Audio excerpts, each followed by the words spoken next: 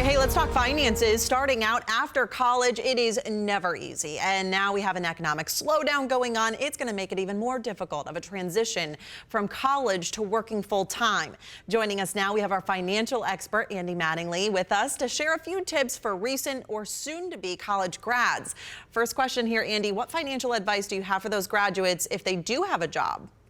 Well, I think the big thing in this kind of economic uncertainty is you can't be real sure about your job security. So don't make any long-term financial commitments. So that could be in transportation or housing. So you really want to be careful making long-term commitments until you know your job is really stable. All right, if you're talking to those college grads, you say that there is an important step a lot of people miss.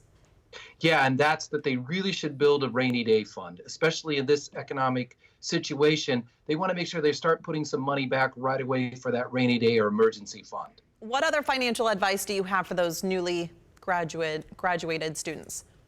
Well, one of the big things is they should develop a spending plan. They should, do some comparison shopping, make sure they're getting the best price, those kind of things, because as a new college grad, what happens is they're making more money than they ever have, and they start spending more money than they ever have. And they really should keep that expense under control in these kind of times. Great advice. What if they don't have a job? What if their offer was rescinded?